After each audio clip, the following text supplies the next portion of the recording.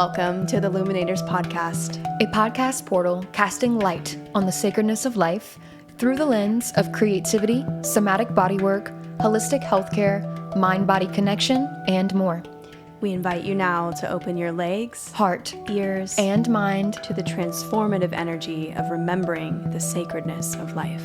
Before we begin, please bring your intention within your heart space and provide consent to fully receive these codes. Hi, Loomies! Welcome back to the Luminators Podcast. We're your hosts, Alyssa and Lindsay. This sacred space invites you to feel seen, inspired, opened, maybe a little triggered at times, but most importantly, deeply empowered. Welcome back. This is the second episode of our spring portal. We are so excited with these topics that are all about spring in the natural season and, of course, what is happening in our bodies. So today, yay! We're going to be talking about birth control and its war on sacred union, as well as its prevention of more than just physical birth, our personal stories, the history of birth control, and so much more. Before we begin today, we want to completely disclose that this is not medical advice. This is simply personal stories of our own experiences using birth control, as well as how it's affected us in our personal lives.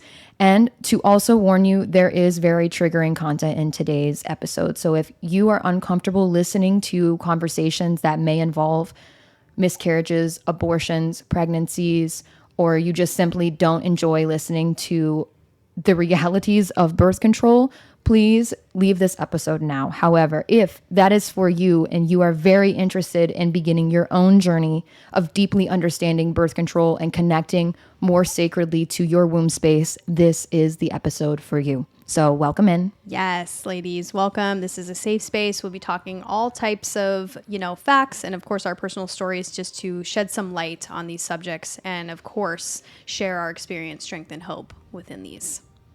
So as Alyssa mentioned, we're going to go through the history and we're also going to share some of our personal stories and see where the episode takes us, see where spirit would like to guide. So Alyssa, tell us what the heck is going on, the history of birth control in the U.S. Yes. So to begin, all the way back in 1907, we began with public government sterilization. The U.S. government enacted their first compulsive sterilization and deemed African, Black women, Native American women, and poverty women and children as insane, incapable, and unfitting of biological menaces. Wow. And for this, they promoted sterile segregation of these specific groups of people as the first test subjects in the U.S. for the creation of birth control in 1907. Wow. And I mean, no wonder, right? Like, look at the trauma, you talk about trauma in the body and for heritage and for lineage, that these people are literally test subjects. They're getting treated as such, and animalistic ways of seeing how they can control us. And, just like it says in the title, right? Birth control. Yes. And it's even more disheartening that young children were also involved in this process.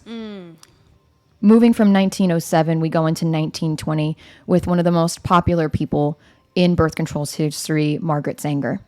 She was a feminine activist that founded Planned Parenthood and is highly recognized for her influence on widespread contraceptive use in the U.S.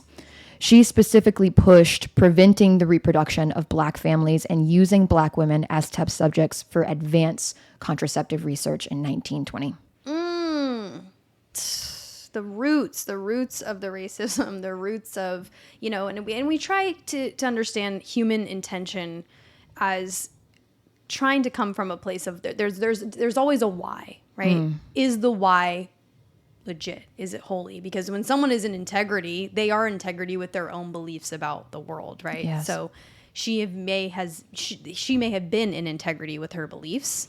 However, do those beliefs now trickle down into insane trauma and also now affecting the population of our country and how we now retain understanding of our own bodies and how to prevent what we think we're just preventing is birth, right? But we're going to get into this. What we are preventing it's so much deeper than birth. Of a lot more. This is the evil of trying to eliminate entire cultures, entire races, entire ethnic appreciations. And it's so deeply ingrained inside of the women body for women to completely misunderstand and mistrust and hate their bodies for what they are. Yes. And that stems from the inability to make a choice. From there, in 1953, John Rock and Gregory Pincus were biologists that received $2 million to illegally create the first birth control pill and unethically test it on men and women within the Worcester Psychiatric Hospital and on poor women in Puerto Rico. Jeez.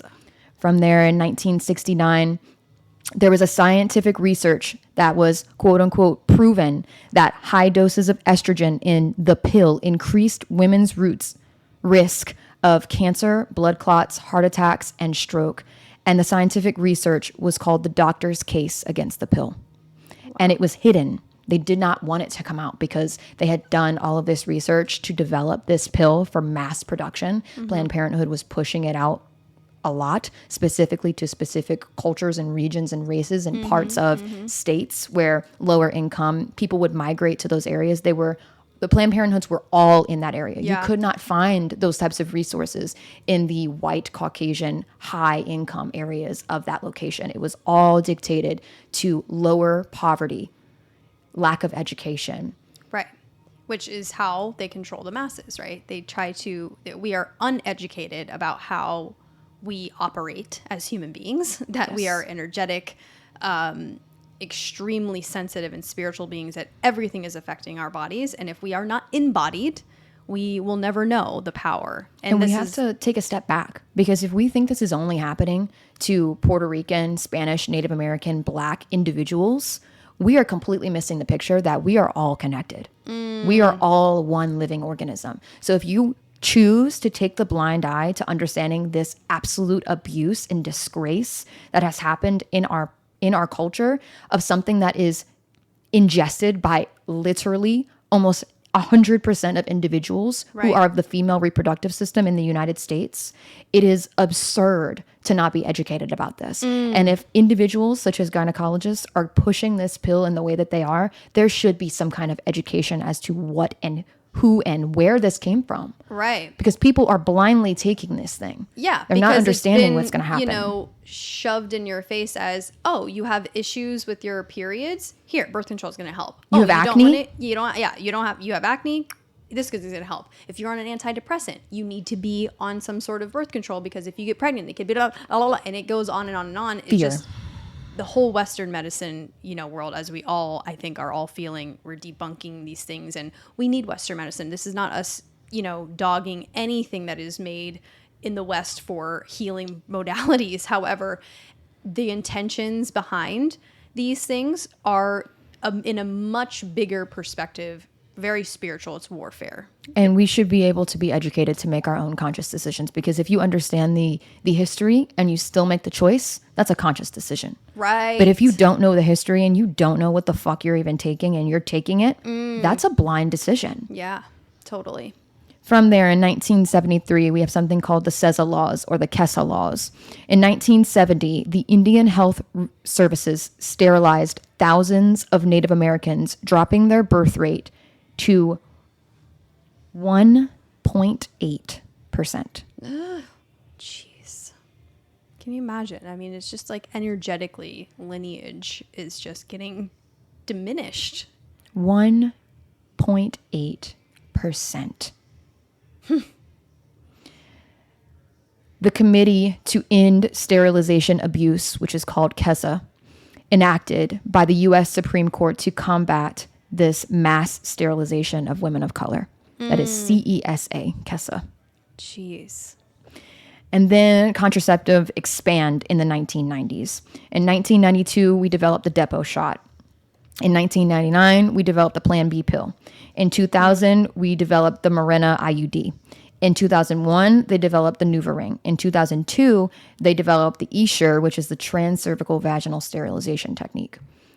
And then from there, it was like a bombarding of no education when a woman went to her gynecologist about her painful symptoms, her skin dysfunctions, her mood swings during her cycle. There was no education. It was, Here is the magic pill. Yes. For everyone to share.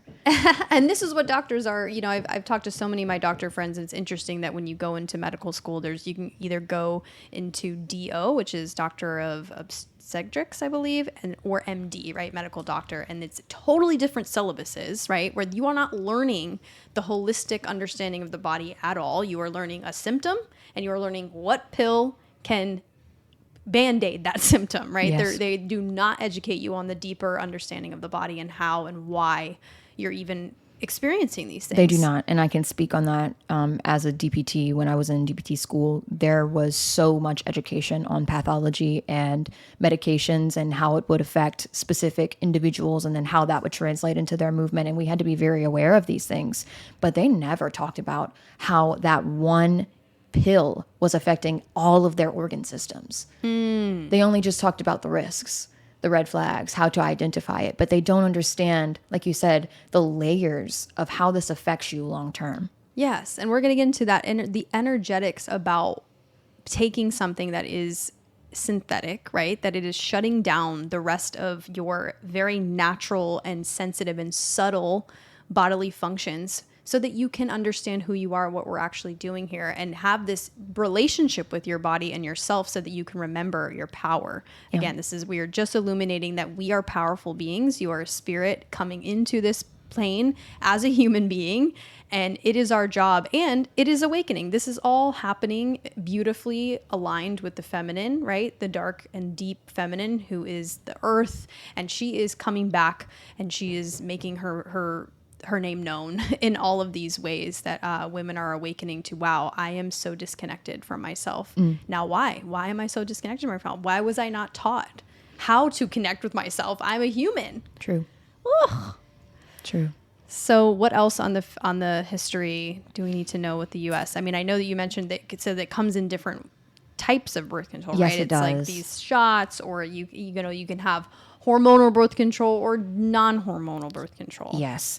The most common non-hormonal birth control would be the IUD. It's implanted inside of the cervix, and there are different variations of them depending on which one you have, how long you leave it in. Most of the time it's 3+ years, and then you switch it out and it repeats itself every 3 years, every 1 year, every 7 years. There are different types. And for most people, they either have the depot shot, which I have honestly, in my clinical experience, never had a positive review on the depot shot. Yeah, I've heard. Yep, when I was in my birth control journey, it was like that was like I never that was the IUD. Honestly, I've heard terrible. I mean, like horror stories. Really, exactly. Like getting induced almost. Like they give you Pitocin or something to open up your uterus and your cervix. It's just extremely painful and very traumatic. Yes. Ways to prevent. What are you actually preventing, ladies? Yes. Let's get deep into what we're actually talking about here. And this war on sacred union. To begin, I feel like it's very essential for us to talk about our personal stories and the things that our journeys of birth control and how we got off and what symptoms we brought on. So I would like to start with mine. Heck yeah.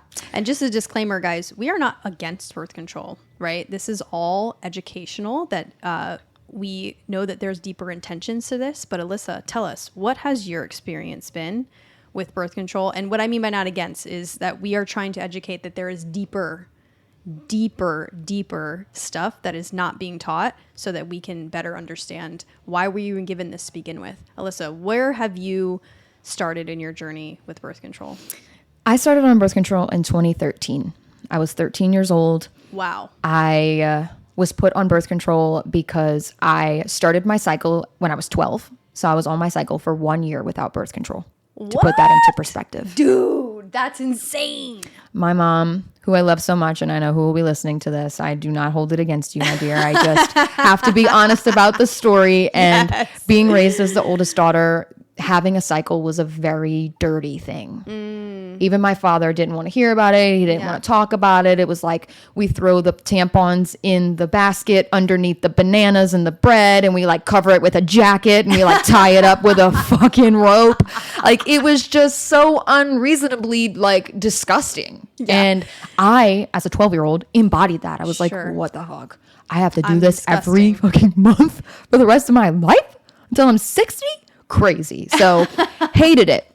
And I was given this information that there was something called birth control. And it was like, there's a possibility for you to stop bleeding altogether, depending on what birth control you want. Really? So your intention was to not bleed? My mother's intention was for me to not bleed. Wow, dude. I was having extreme clots that were bigger than a quarter come out of me. Like was walking in the lunch line at 13 years old and would have to stop, spread my legs open just to pass the clot and continue moving.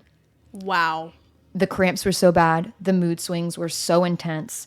I would bleed on my skirt all the time. I didn't wear tampons at the time. I was young. I didn't wear tampons until I was 18 because my mother told me the second I started wearing tampons, she would know I started having sex.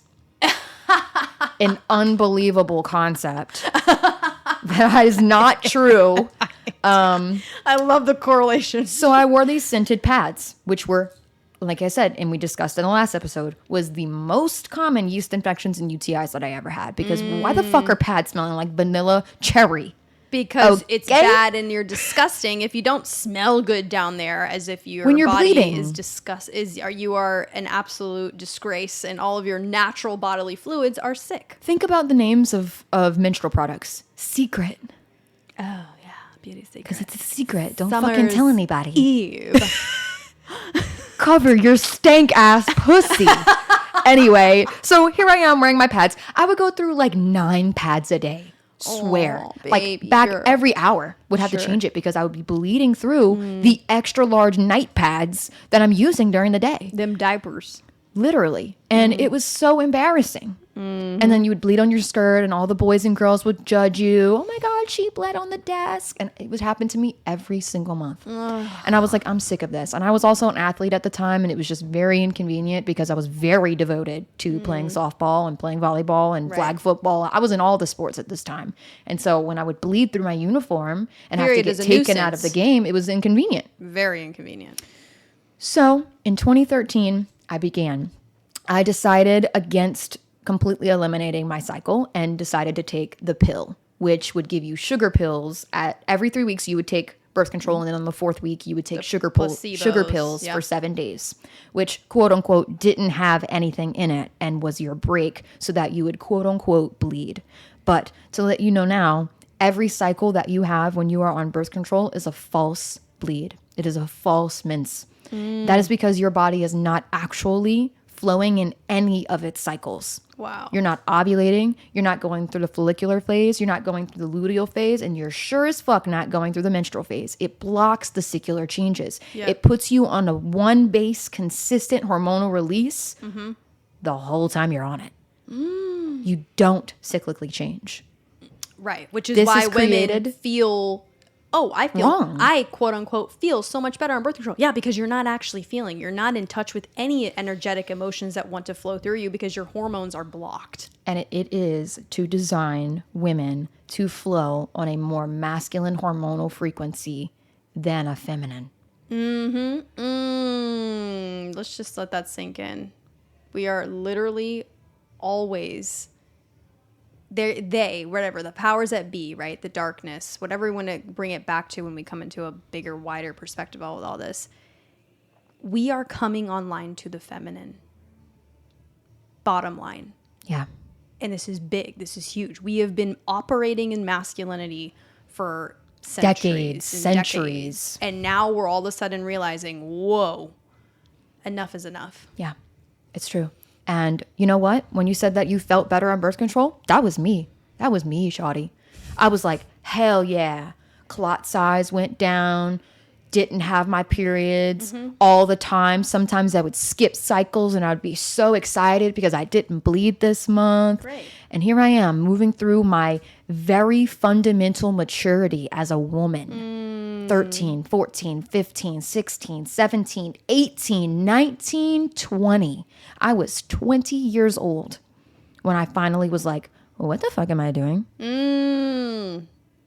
But such developmental years to be on these pivotal Aren't growth we're still years. developing our cycles during those time, right? So you're maturing as a woman. You step into womanhood during those years.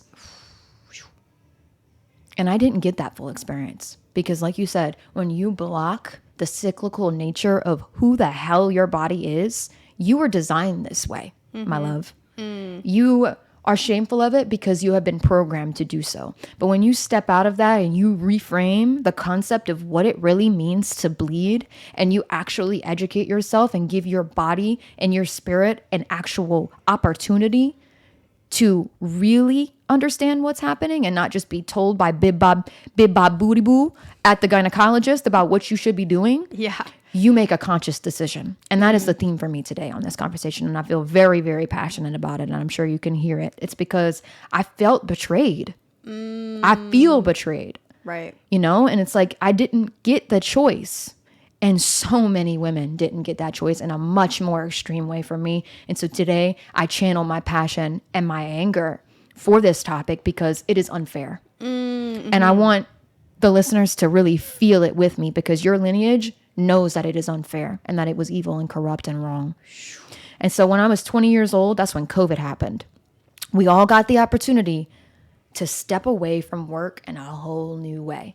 Not to demine how intensely stressful and fearful that period of time was, but everyone got the chance to not go into work every day and be at home and be in their own space, be in their own bodies, develop a whole new routine. Yeah. And holistic health took a skyrocket through the roof because people were realizing that what they were pushing wasn't really protecting anyone from anything.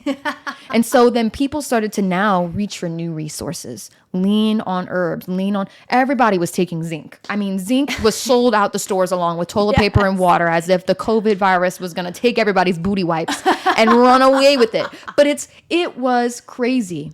Elderberry came through the front. Echinacea came through the front. People were reaching for plant allies. Right. And so did I. Wow. And by doing so, I finally stepped into this whole new realm of juicing, cold pressed juicing, fasting, herbology, understanding my womb, actually connecting with my menstrual cycle, reading new books about it, listening to new podcasts about it, and really just taking a whole new direction because I knew in my heart when I turned on the television to tell me the vision that they want me to see, and it didn't feel right in my body, I was like, there has to be some kind of other information that I can get my hands on. Yikes. And I did. And from there, I started my journey of, I'm going to get off. 2020 was the time that I made that decision. It took me a whole year to go through with it, though. Wow. Because my mom, my dad, my grandma, my sisters were all pushing on me that this was a bad idea. Sure. I was going to get pregnant. Yep. They were going to kick me out the house if I did. I was going to be on my own. I'm so irresponsible. This like push that I had no idea how to actually take care of myself was so unbelievably heavy. Wow. Which is so interesting because all of that is also, they are also uneducated on how the body works, because we'll get into this, that when you're preventing pregnancy, it's like the main thing, right? This is like huge overlapping agenda. It's like, you need to prevent pregnancy. It's like as if we can get pregnant at any moment in time. And it just takes the power away from your own understanding of where your body is. You see like the correlation of this. It's like, let them think that they can get pregnant at any point in time so that they don't know that their power is really in their cycles and following your own cycles, and just being conscious of when you're engaging in sexual activity, right? This can go into such deeper understanding of, this is why it's a war on it's a spiritual warfare on union, because now we are getting drunk and using drugs to inhibit our consciousness to make conscious decisions, and we're mating with people that are not aligned with our highest truth because we are trying to extract from them,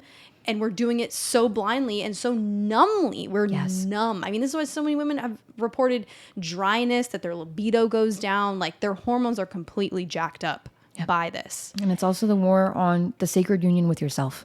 And that was the first symptom that ever really came up for me. When in 2020, I really started to get into meditation, deep meditation. I was fasting unhealthily And there's a way to fast. And I want to say that when I tell my story, this is not the right way to fast, especially when your hormonal cycle is all fucked backwards. It's not the time to fast. You have to slowly go into these things. Yeah. Doing a 7-day fast when you're all jacked up is like anemic. Is like a train crash. Yeah. And I didn't do 7 days, but I did do 2 and 3 days. I was doing juice fast, so juice and herbal tea.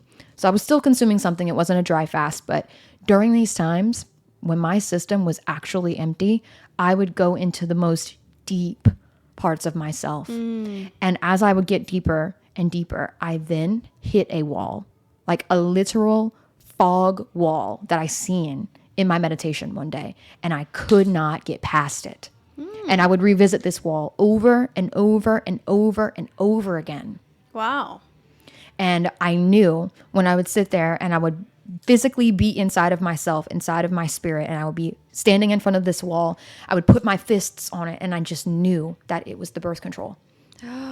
I just So you were on birth control. I was. At this time. Okay. So you were getting into holistic understanding of the body. You were meditating and fasting, guys. I grew up in Jewish, and it's interesting with fasting is a very spiritual practice, but it is literally on health and it's so good for the body. But they say, spiritually speaking, a fast is to press down the body so that the spirit may rise. Yes. Right? So, and that happens if you've ever experienced more than a 24, 36-hour fast, you will have this change where your spirit starts to become more illuminated in your body or in your conscious.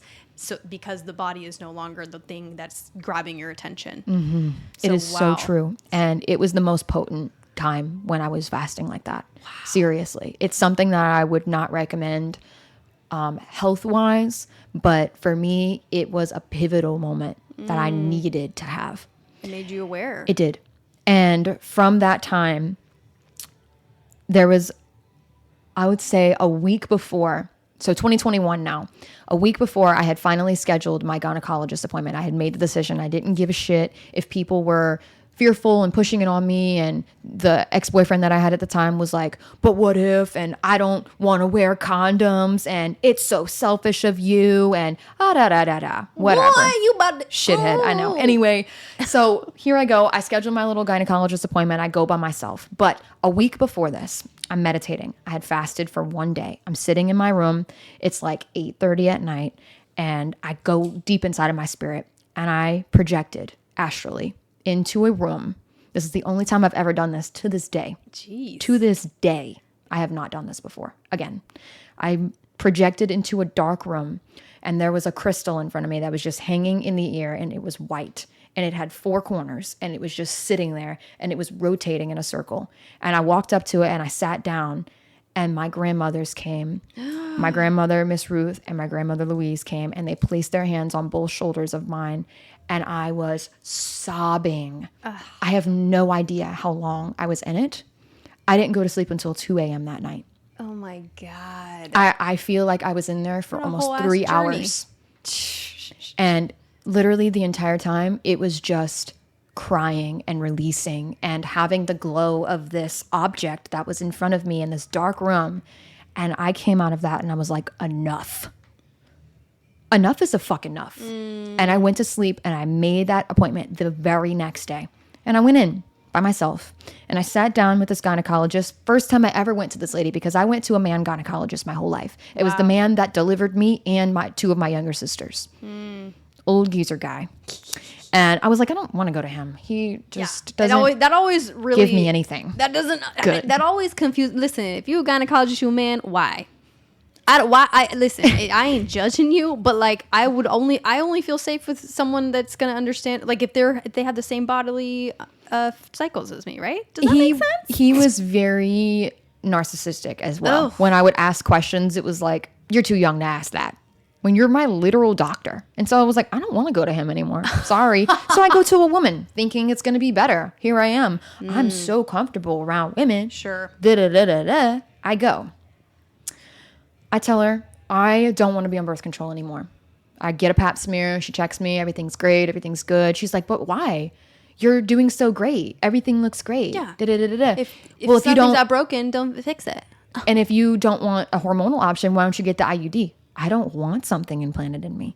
Well, That's very silly of you, Alyssa, because you're in your primary fertile years. You're 21 years old and you now are at high risk more than you've ever been before. You've been on the pill now for 8 years. Why don't you just keep going?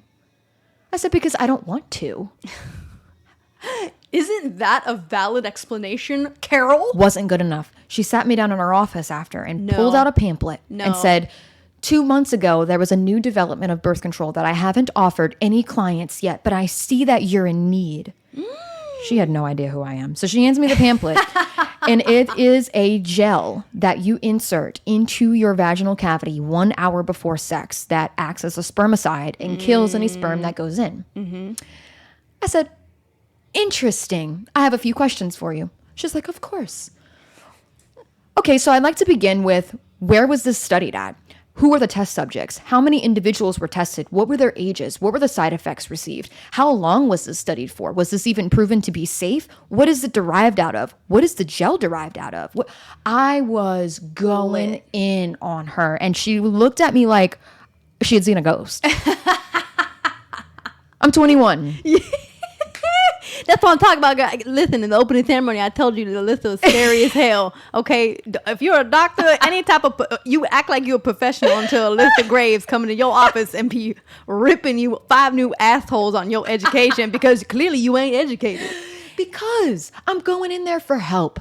Right. And you're being told, and you're being and you're being, condemned. Deceived. And deceived. I'm being deceived. And so when I pulled out all 10 of those questions and she didn't know a single one of them and she's tippy-tapping it away on her computer, 1 second while I research what you're asking me. Because I don't really give a shit about all of those. She doesn't fucking give a fuck. And I stood up out of that chair and I looked her in her eyes. I said, you'll never see me again. Ooh. I said, you take me as somebody who's not serious about their bodies and you've assumed very, very wrong. And I literally grabbed my purse and I left. And I cried in my car because I was like, oh my gosh, even my doctor doesn't want me to do this. Sure. I don't know if this is the right decision. Right. I just told this bitch off. Like, yeah, dude, I burned bridges. Yeah, dude. Our power is being totally stripped away when we want to give it to a professional. What we think, like you said, I went in there to get help. And you came out with your power. But damn. I'm sure so many women, you can relate to this, right? It's like you go in for help and you are at the mercy of their education instead of understanding your own body and making the decision. It's like we go into now doctors. I'm so grateful. And I know you can attest this. When I go into the doctor, I tell them what I need. Hi, I'm here to get this. I need you to check this. I want you to check this. I'm getting clarity for myself. I don't need any fixing. Maybe I get an opinion. But this is how we utilize the tool. They are tools. They do not give away your power. You go in there with your own agenda and intentions, and you allow their knowledge to co-create what you're going to do. And walking in there and telling her what I needed. I wanted to be educated about my cycles. I literally asked her while she's giving me my pap smear, I was like, I want to understand when I ovulate. How can I figure this out? Sure. How do I actually heal my womb? I was like, I've been reading this book that talks about why I'm having clots and no one has ever told me anything about it. Can you help me? And she scoffed me off because it is now common for a 21-year-old pretty girl to walk into an office and ask about getting off of birth control. They automatically assume that you're irresponsible, you're uneducated, and you're putting yourself at risk. Wow. That was the agenda that she had deemed me as. Yeah. Not at all. Oof. And this is about accountability, self-accountability. Because if you're going to, I'm going to tell you guys right now that are listening, if you're going to begin a birth control journey where you actually track your cycle and you're committed, you have to be accountable, more accountable than you've ever been. Ooh, girl. Because if not, it's a joke. It totally. And that's the whole thing is like the number one thing. Well, I don't want to get pregnant, which to me translates to I don't want to understand, like you said, when I'm ovulating, blah, blah, blah, and make conscious decisions of when I am connecting, right? This is sovereignty, guys. This is self-sovereignty over your body, understanding. First of all, you can't get pregnant every day, on every day of your cycle. Nope. And then you get to understand where you're at so that you may connect not only when the time is right, when you are fully ready and open for that so that the pleasure is better. Yes. But then you can understand where you need to nourish yourself better. And again, this is coming back to the divine feminine, right? We are not in the masculine anymore. We cannot operate the same way that the masculine does. They are on a solar cycle and we are on lunar. You are going to feel different every day of the damn month and of the weeks. And you have to be able to flow with that. This is surrender. This is the bigger way that we are all noticing, wow, we have not been living correctly. Alyssa, I want to ask you, how do you now prevent pregnancy now that you're not on birth control? That's a great question. Number one, biggest thing, there are 4 components. Number 1, consistency. Again, this is rooted in accountability. So you either need to have an app, you need to have a planner, which I also create and will be disclosed at the very end, called the Vagenda. You need to have a physical documentation that educates you on what you are even doing, how to do it, when to do it, and then you have to be consistent every single day. And this is not 2 hours a day that you need to be devoting to understanding your hormonal cycle. This is like 15 minutes a day. It's just a check-in, guys. It's just a check-in. And the more that you understand and track, the easier it becomes. It is. Now you intuitively know exactly what day you're on. Even if you're a regular, ladies, right? It's not just like the regular hoes out here that are like perfect. And, then you're like, well, I'm discouraged because I've never been regular and blah, blah, blah, and it's much harder for me and blah, blah, blah. No. Yes. You can still understand where you're at. You can still be connected and deeply rooted in your body. Yes. And number 1, I'm going to talk about the cervical mucus, which is also called the womb milk. So this yummy. Is the innate system. Do we have any cookies with that cervical milk? I'd love to dip my cookies in your cervical milk. Sick. It's not sick. It's delicious. Probably sweet. This is the innate system to recognizing your hormonal health. So this is literally the water element of messages of communication. And there are 4 different phases of cervical mucus. The dry phase, which is when it comes out and it's kind of like dry and crumbly. Like when you see it on your panties and like it has like no crusty. It's like crusties. How is this crusty when I just took my panties off? You're not fertile. If it's crusty, you're not fertile. Then we get into more of the sticky phase. So it's going to be white, cloudy. It forms like sticky glops that don't stick together. So when you put it in your fingers and you move apart, it stays on the fingers. It doesn't stick together and move. It will stay gloopy. Then we move into the creamy phase. Now you're getting into fertility. So this would be considered semi-fertile. This is between like days 7 and 9. But I don't even usually like to say the days because we're traditionally told that it's a 28-day cycle for a woman. My cycle is only 26 days, averaging. And it's been consistent. And it's been very consistent, and I've been tracking for 4 years. Wow. So every single woman is different. So it's going to be around that time. When it's creamy, cloudy, and thick, you're now getting into that like fertility magic, which is the clear phase.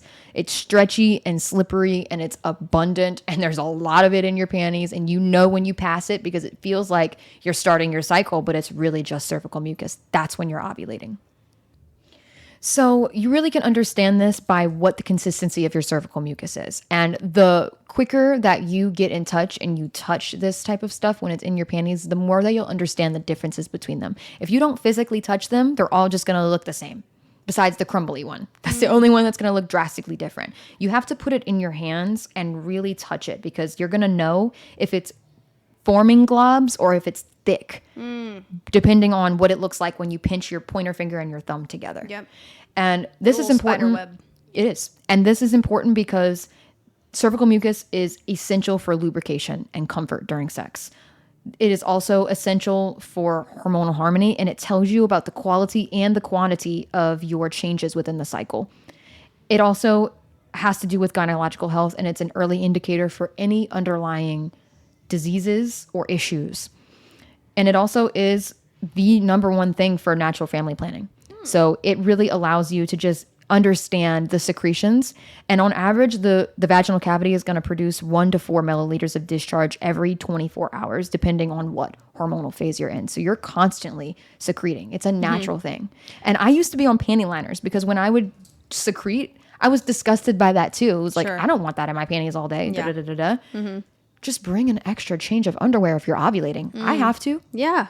No, of course. And people get like grossed out by that. And it's very natural. And yes, we understand that getting intimate with the body does mean touching it, becoming aware of where you're at, looking. I mean, some people, you know, we have a fast life, right? But when we're coming into the divine feminine, this is when we get to slow down, to pay attention to what is on our panties so that we may know. Because ovulation too, and correct me if I'm wrong, at least in my own journey, I've had to notice that just because you're ovulating, there's still a window of like 6 days before and 6 days after that you are technically still fertile, right? So it's like understanding the depths of those days. It is not specifically 6 days before and after. You are only ovulating and fertile 5 to 6 days out of the entire month. Okay. So you should be aware of the before and after because that's the entrance period to that time. And if you don't know how to track, then it can get a little freaky because you're like, oh, should I allow him to ejaculate inside of me? Should I not? You have to be accountable. You have to track these things. And cervical mucus is the number one way, followed by basal body temperature and luteinizing hormone. Basal body temperature is a digital BBT thermometer. You stick it underneath your tongue before you get out of bed in the morning. If you move, get up, turn the light on, take a sip of water, it changes the temperature and it is essential. A BBT thermometer is important because it's going to help you track very, very accurately. Other thermometers don't allow you to do that. Before ovulation, your BBT degree will be averaging at about 97 degrees Fahrenheit. After ovulation, your BBT will increase between 97.6 and 98.6 degrees Fahrenheit. It's very small, but if you track every single day, you're going to go up. And you want to be able to have a thermometer that tracks 0.1 degree. You need that little bit to be read on the thermometer. 24 hours after your body releases the matured egg from your ovary, your BBT will increase and remain elevated for 3 to 4 days, and that is when you are ovulating. So when you personally are ovulating, do you have sex? If you are not trying to get pregnant, for those other women out there, because we understand, because I've always heard this, you know, way of tracking is like for women who are trying to get pregnant. They're like, oh, I'm ovulating right now. We got to have sex right now, right? True. But it's also for people who are not, right? Yes. So how in your personal life do you operate with your sex life? So when I know that I am ovulating, there is no ejaculation inside of me at all. Mm-hmm. If I do penetration, we will wear a condom, or we will practice safe sex by doing tantra, and we'll do other forms of sex and not just penetration. Beautiful. He respects me because he is aware that our goal is to not reproduce as a human child, and we are not in the idea at all in our relationship to become a human mother and a human father. So we are very devoted to this. If accidents do happen and we do have sex, I always follow it up with my plant B, which is wild carrot. Nice. I actually cultivated, there was a field of wild carrots. So crazy. It's really not. It's just magic. When I was beginning all of this journey, I went to Tennessee with my man, and there was a whole field of white wild carrot flowers, and I cultivated all of them and put them in this jar, and I still have them to this day. And all you do is take 6 of the seeds from the flower root and you chew it in your mouth. It tastes really crazy, but you just chew it and you swallow it, and you do that every single day for 6 days, and it will prevent your pregnancy. It has worked for me. Wow. That is what I do. And this is not medical advice, but that is what I do, and I am not pregnant. Advice. And guys, and just to bring it a step further, when we talk, you know, me and Alyssa are also really the proponents of understanding our energetic bodies, and that our intuition, our minds, and our intentions are so powerful, right? That when you start to become so intimate with your experience as a woman, is that, you know, there is possibility for you to create intense realities with your energy, right? If you do not want to be pregnant, you are telling the body, I am not open for this. I am not open for this. Yep. And yes, we understand that things happen and people think that they're out of control, but you're actually not. Yes. Your subconscious is actually not. It is the one in control, right? So if you're getting pregnant outside of what you think you're intending, there is something deeper happening. It's true. And, you know, this is a whole rabbit hole of discussion and can be very triggering. It's like, how can you tell me that I'm in control of having a miscarriage or getting pregnant? But baby girl, we're here to bust open some realities right now, that this is the truth about being a human, is that we are quite literally responsible for everything that is happening. Can we hold it all? Yes. Can we hold it all? The pain, the things that we feel out of control of, and realize, wow, I actually wanted to experience this. And it's a doorway. Whew. The last thing that I personally do to prevent pregnancy is luteinizing hormone testing. When you are ovulating, your LH is at its absolute peak. It surges the highest in your whole cyclical fluctuations. And so these are ovulation test strips that you can buy from Walgreens. They're right next to the pregnancy test. I've accidentally bought them before because I was trying to buy a pregnancy test back in the Gap, and I bought LH testing. And when I took it, it didn't tell me I was pregnant. It told me I was ovulating. And I was like, hello, what is this? You're supposed to take the test between the hours of 12 p.m., so noon, and 8 p.m. Your LH, your luteinizing hormone, is going to surge in the morning and should be tested at least 3 to 4 hours after. Urine concentration is important when you do LH testing. So avoid drinking an influx of liquid on testing days or urinating an hour before testing. It is also really important to actually follow the directions on the test. Cool. Okay. And you know, it's like you've been with your man now for how long and been doing 6 years. 6 years of this way, right? So women, be encouraged that maybe this feels overwhelming right now. Maybe this feels like, wow, well, God, I don't want to have to go through all of that. I could just take an easy pill, right? No, like literally that's what held me back for 8 years.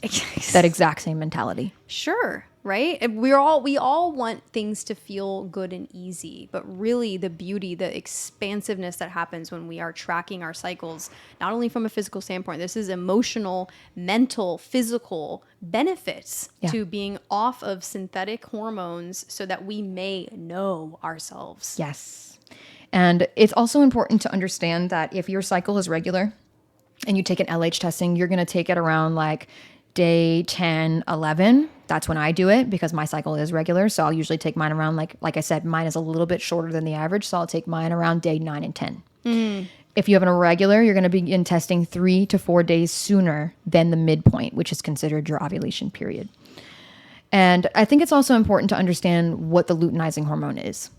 The pituitary gland secretes luteinizing hormone in response to gonadotropin-releasing hormone, or GnRH, which is secreted by the hypothalamus. Consuming exogenous testosterone can alter the production and the release of LH. Exogenous testosterone is birth control. Excess stress, irregular sleep cycles, poor diet and lifestyle habits all disrupt your LH. Wow. Tell us a little bit about what your experience was in your current union, being on birth control and having this, and then being off and understanding it from your natural cycle perspective, and how you, whether it affected your relationship, your attraction, all the things that birth control can shut down. Yeah. So I feel like in order for me to answer that, it's important for me to go back to 2021 when I hired my naturopathic doctor. So when I was on birth control, I was forming relationships with abusive men. Straight up.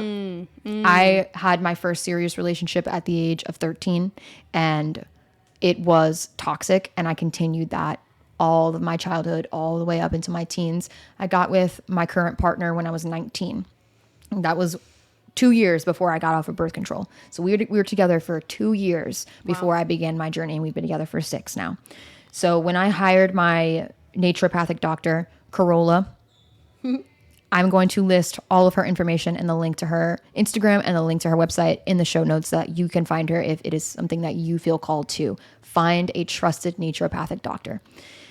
I feel like she not only addressed my organ functions, my thymus and my thyroid, my sleep patterns. We went down the rabbit hole of childhood traumas. We went down the rabbit hole of my sleep patterns, my dreams, my eating habits, my mood, how my flow was, what color my blood was, what smell my cervical mucus had.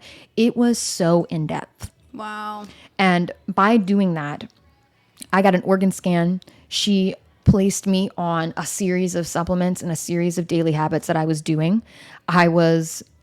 She allowed me to get into mineralization. I chose to do Shilajit. I had already been on it. She was either going to place me on like a sea moss burdock root mixture because that has 102 and Shilajit has around 93. This is you getting off of birth control. Yes. She wanted me to be mineralized. She wanted me to address my thyroid. She had me do a series of temperature testing in the morning for 6 days to see how my thyroid was influencing my body temperature. And I got diagnosed with hypothyroidism. My hair was falling out. My stress was crazy. I had no libido.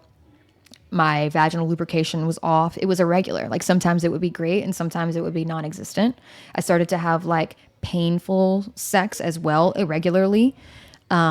And it was really all just guarding. So she addressed all of that with me. Now, this is your body coming off of being on birth control Yes. for 8 years. Yes. And so this is your experience Yes. of naturally allowing the body to recalibrate. It took me 3 months to recalibrate. Oof. Symptom-wise, I'm going to say it took me a whole year to actually feel a difference hormonally and to feel like I had actually completely detoxed all of the patterns, not even just the hormones itself. It's the patterns that my body had been following for 8 years. It's not just the gonads that we're talking about here. This is affecting your brain, your hormonal secretion of everything.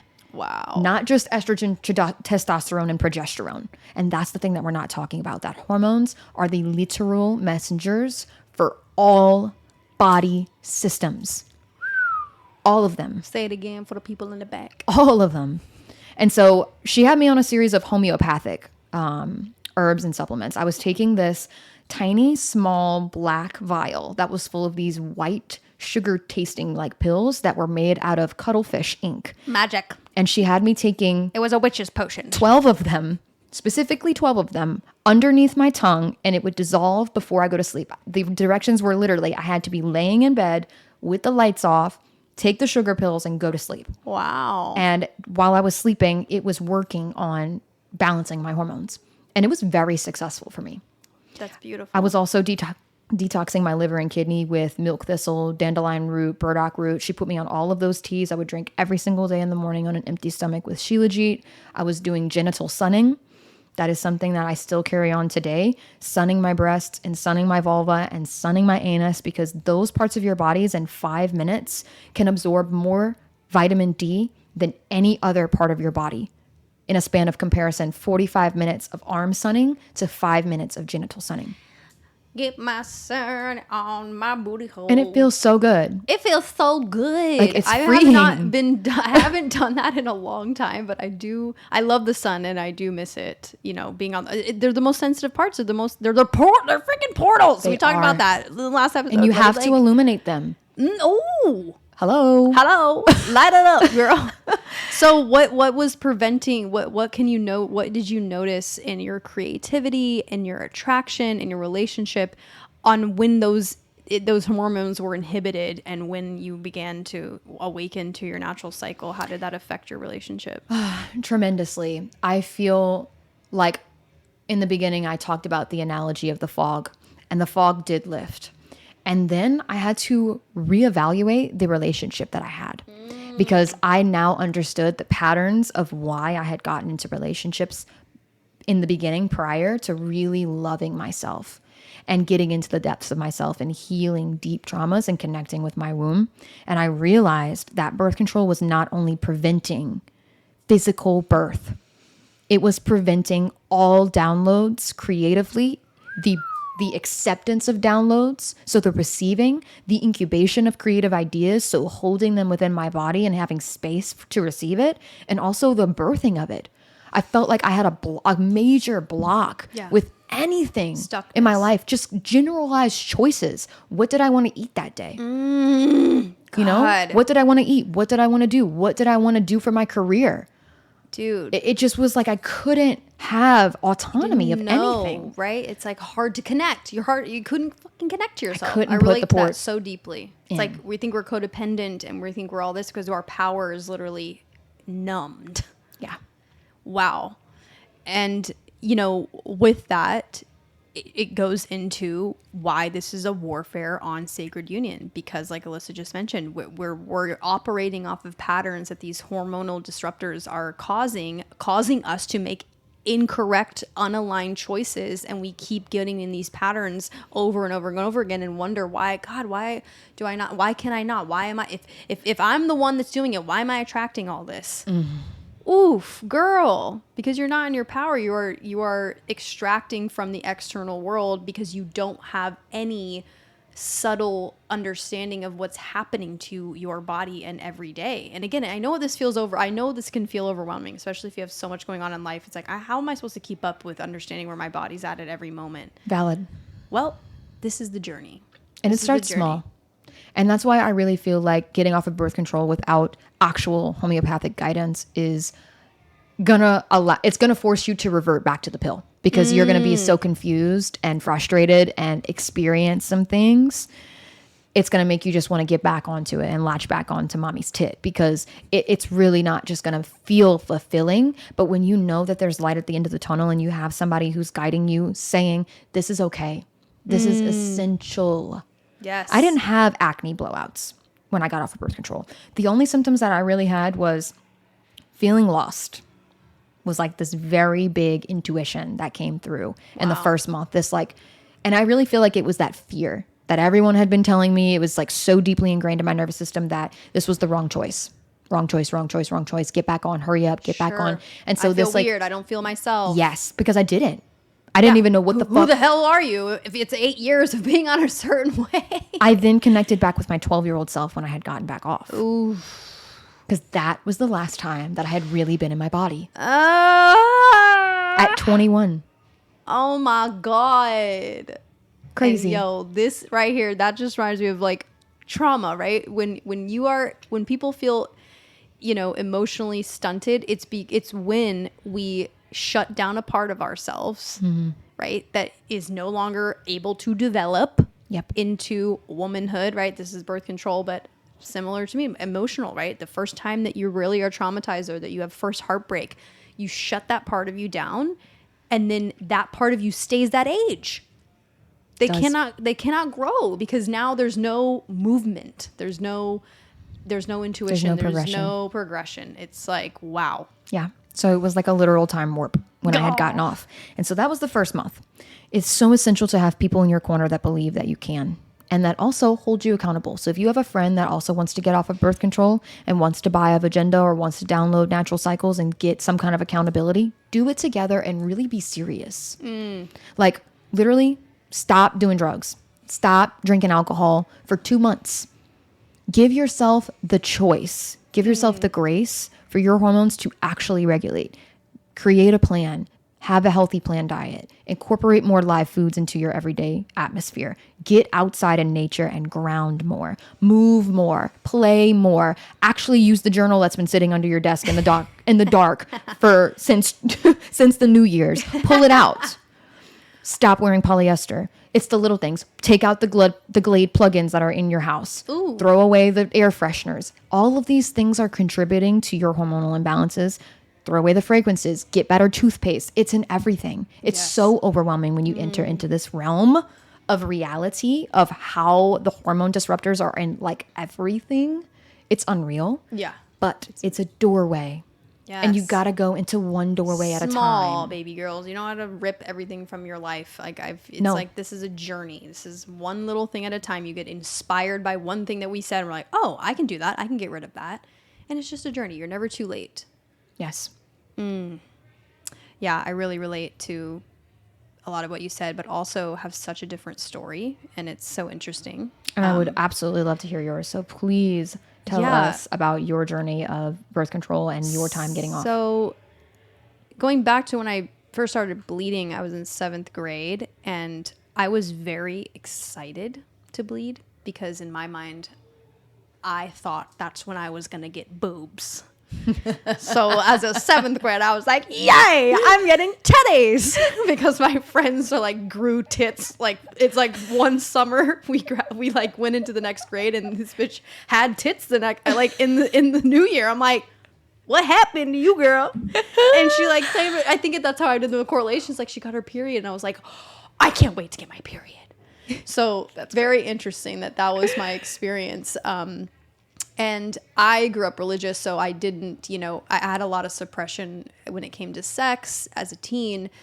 I was like the last one of my group of friends to have sex, even though I was still kind of young, right? I was like 17. However, birth control didn't enter the scene until then, 2007, 2008, when, I did start having sex and like, well, now that I'm doing that, again, the agenda is like, well, I can't get pregnant. That would be very irresponsible and blah, blah, blah, blah, blah, blah, blah, blah, blah, blah. Mm-hmm. So we got on her, and really it helped a lot of acne stuff for me and stuff like that. And I was just so numb. I do remember like being so numb during those times. It was like 17 to 21 when I had a major, what I call now, looking back, whatever you can conceptualize as a Kundalini awakening or your Christ, when I got quote unquote saved and had this huge drug experience that awakened me on every level and shook me to my core, to where I detached from everything that was synthetic and went to the other extreme and got very hyper religious and had a lot of hypochondria. So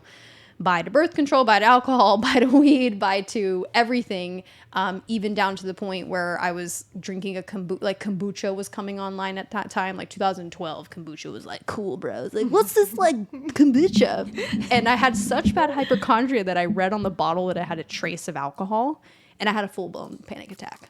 That's how bad my hypochondria was from this drug experience, which was the catalyst to my whole journey, and I'm so grateful for it. However, it was very extreme.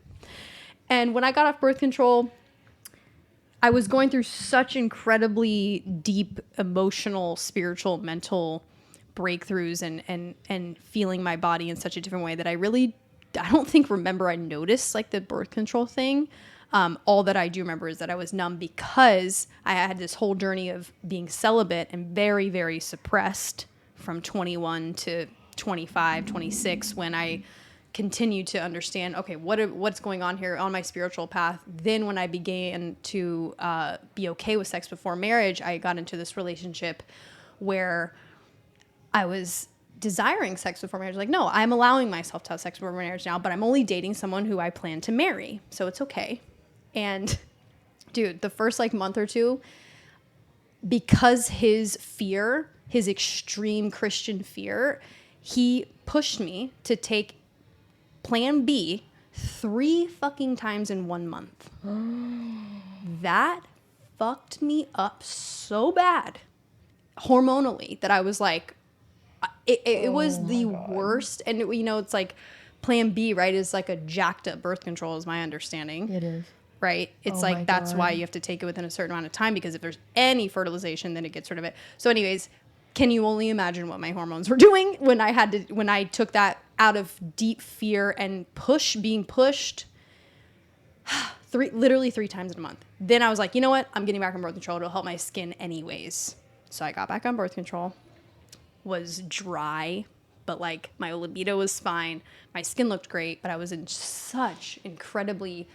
I was just so suppressed and miserable by this man and with this boy who like I was like for the first time like, ooh, he was the complete opposite of the guy that I was with before, so it felt good to be in that. And after a quick year, I got off again and came back to myself, and very blessed to have very regular cycles and periods. But 100% definitely was in the whole realm of degrading it and thinking that it's gross and annoying and blah, blah, blah, until I had another kind of awakening where I left my fiance and I left my whole life, a little bit of what I mentioned on our first episode, and I moved out to St. Pete and started to really cycle track. Then I started to read these books about the wild power of our seasons, that we have seasons of our cycle, that we are in summer, spring, and winter, and that those correlate with my spirituality.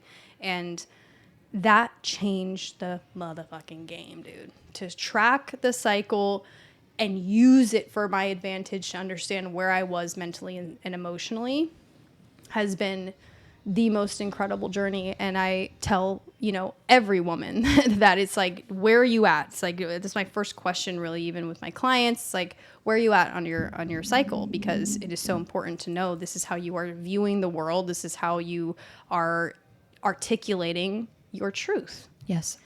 So yeah, my story with birth control is a little bit short and sweet, and I'm very grateful, but I can 100% say that I remember also being pushed to be on it while on antidepressants, because there was a time where, talking about hormones, that PMDD, I really resonated with PMDD. And, you know, I know that this is so interesting that PMDD is not even really necessarily like diagnosable. It's just this like concept that's premortal dysmorphic disorder, or I'm forgetting what the acronym stands for, that like I've talked to women about, that it's like extreme mood changes that happen when, you know, you are PMSing. Premenstrual dysphoric disorder. Yes. Dysphoric disorder. Dysphoric. Yeah. It's like this distortion of like life. And to me, that's like an extreme deficiency in your intuition. I look back and I'm like, wow, I was having extreme existential crisis because I was not connected to my cycle, even though I wasn't on birth control, right? So this is for the ladies that are not on birth. I haven't been on birth control, and I'm still okay. There's still a whole different journey when you start to cycle track and really dive into the holiness of what that even is, and why we even have a cycle, and why we're different as women, and why we should be living according to our cycle. And of course, it took years to actually bow to the realm of my cycle and menstruation, and see how it's affecting every area of my life. But yeah, so it's a commitment. It is such a commitment, and it's such a beautiful you know, way that, again, I've learned myself. This is a tool. It's like it's astrology. Like, there's so many ways that we can start to learn the depths of ourselves. And through my journey of, you know, sex, of course, being off of birth control, and, you know, first of all, I was with a fiance, and at that point, right, to me, my philosophy was, of course we don't get pregnant, but if it happens, it happens, which is a beautiful, safe way to be. If you are in a current relationship and you're not on birth control, it's like, okay, if it happens, it happens. But if you're trying to not, you know, tracking is so important, right? It is. And, you know, within that too, when I left my fiance and I decided to explore myself sexually as a very conscious, sober, for the most part, woman not on birth control, that can be really scary.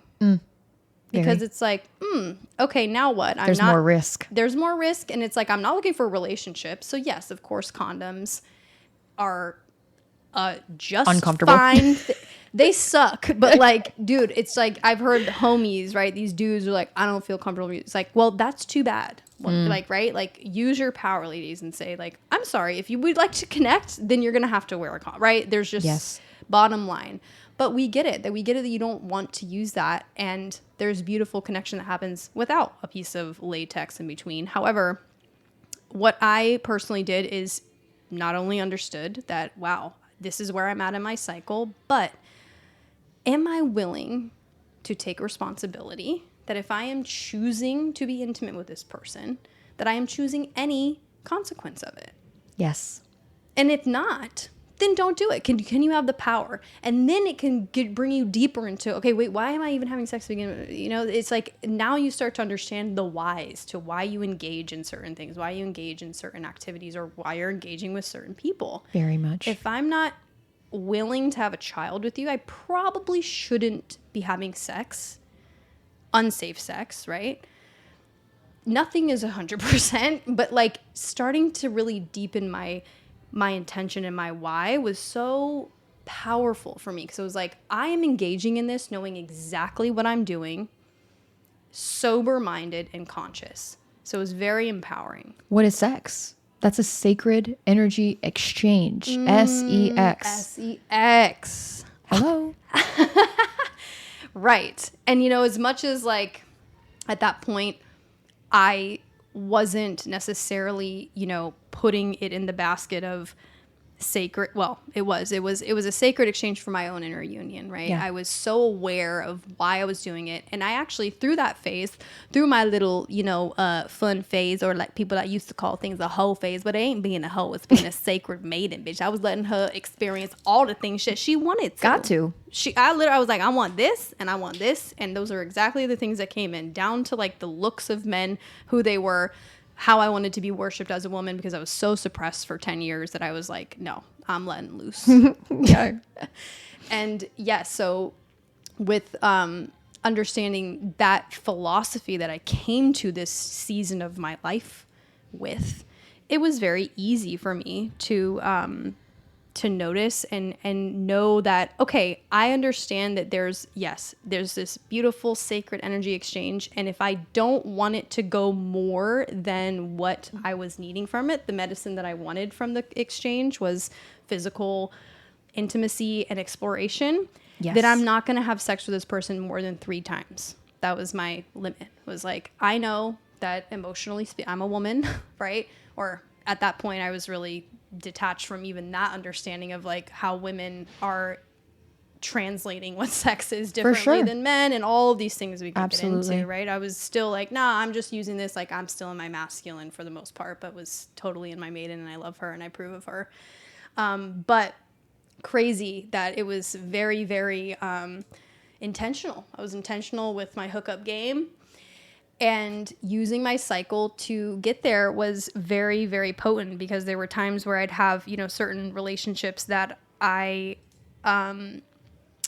would feel the sacred rage that they actually weren't fulfilling what I really wanted, right? But it took months and months and months of my periods being a little bit off and my hormones being off for me to realize, oh my God, this doesn't fucking work for me, right? She brings you to the edge of like, I tried to tell you 4 months ago that this is not aligned by giving you a terrible period, but you ain't listening. So I'm now I'm gonna rage, and we can judge ourselves like, oh, where I wasn't on my herbs or I wasn't on this. But for me, it's been such an emotionally beautiful gauge to understand my truth, and yes, that how this whole topic, right, and this war on sacred union is, like Alyssa said, it's not about union with another person, dude. This is the union within yourself. Yes. That you are being cut off from and detached. This is all about how we've been severed from our truest nature and how we are coming back to the sacredness of life by understanding our bodies and our minds and the interconnectedness of everything to the nth degree, right? This is like, and we get to be more and more awakened to how intimate we can get with ourselves. Absolutely. It's like, whoa, everything is showing me where I can turn the light deeper and deeper within myself. And it's endless. It's so beautiful. And I'm so eternally grateful. So yeah, with, that I didn't have any really staunch experience with birth control feeling 2 ways, except for, I will say, this cycle tracking and getting on this level of intimacy with yourself, to me now as a woman, is like number 1. It's like, it's revolutionary. What else am I supposed to, like, what else am I supposed to be tracking, right? It's like, this is exactly how you can get to know yourself and the depths of you, and start to feel those parts of you, that 12-year-old that like now can show her face because she has this space in the emotional space in your body chemically to show up. Absolutely. Absolutely. What was the turning point for you to get off of birth control after you had went on the second time? What was the nuance there that made you get off the second time?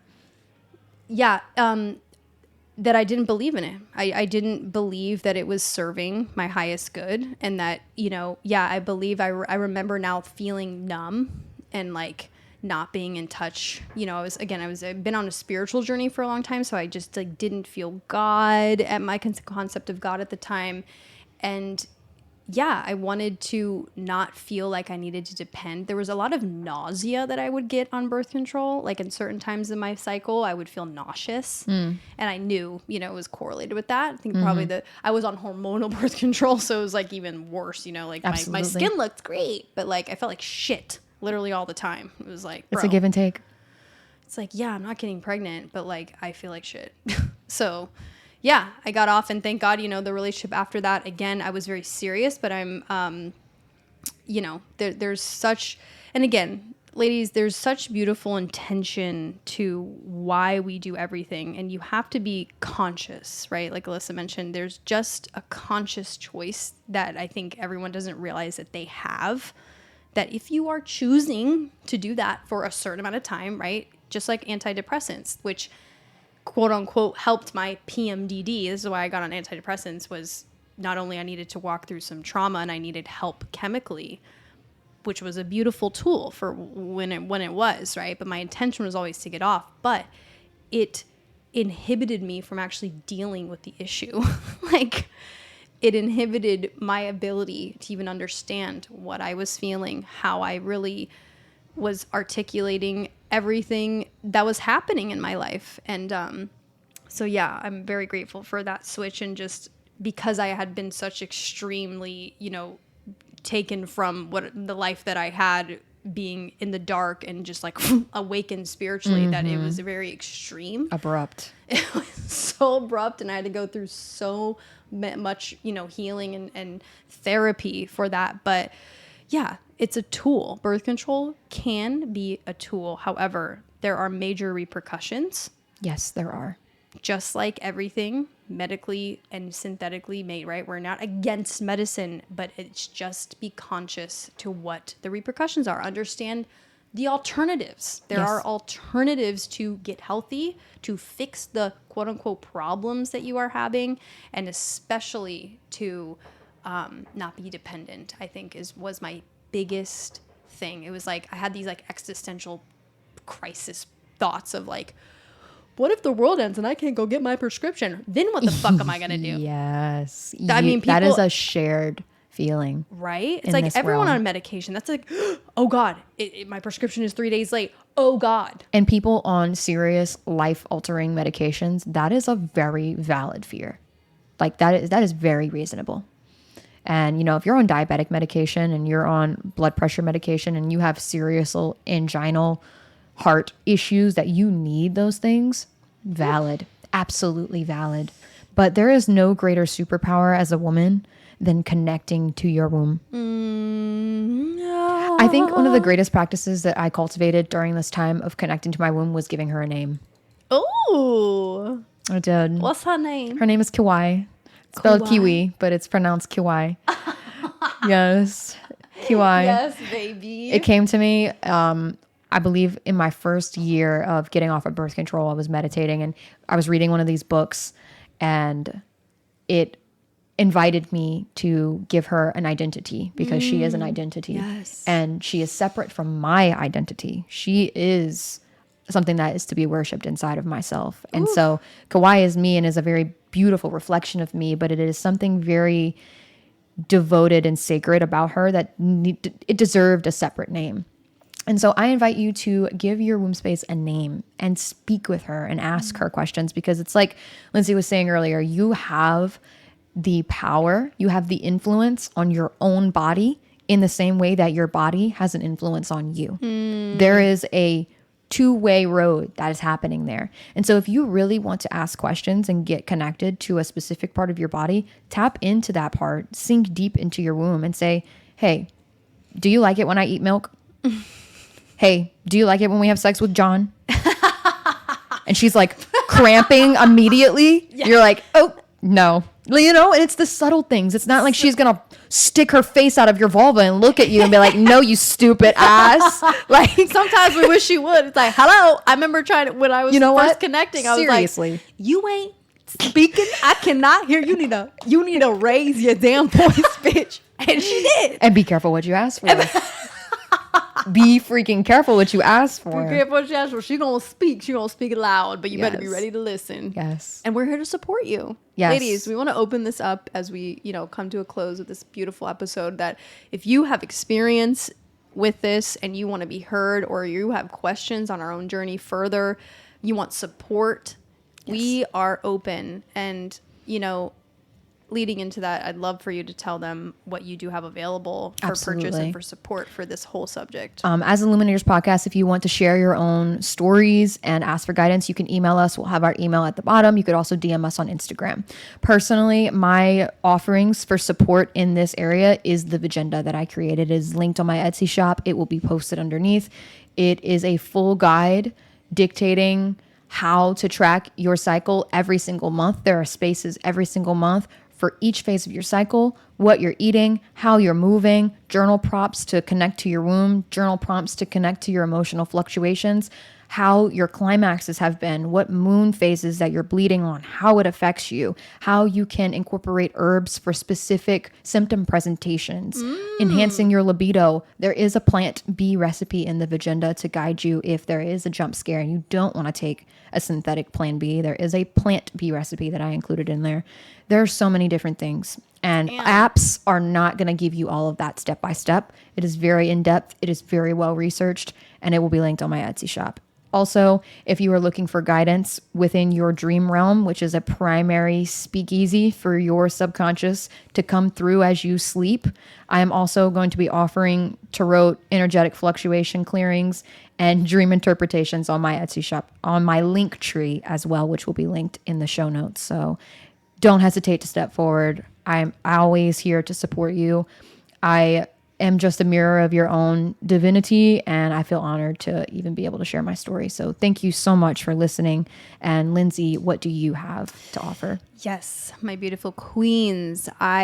If you are local to St. Pete, I do a Queendom dance and mirror work class every other week. Usually it's falling on the second and fourth week of the month, but I always post the dates either on my personal page at Lindsay Dorio or my business page, Zenith Massage by Lindsay. This will also be linked in our show notes as well if you'd like to follow.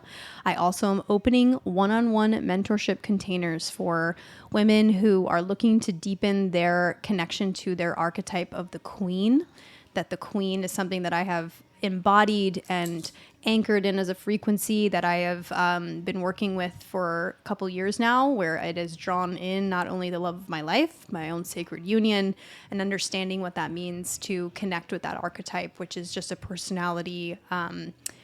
We all have archetypes within us that we can allow to be experienced through this human portal that we all are in. So if you're interested in one-on-one mentorship, I have some containers. I would love to talk to you more about that. Reach out to me on Instagram. And of course, if you're local, Queendom dance and body work. Amazing. We are going to close our podcast here today. Thank you so much for listening. Have an incredible week, and we will see you in 2 weeks. Happy bleeding. Bye.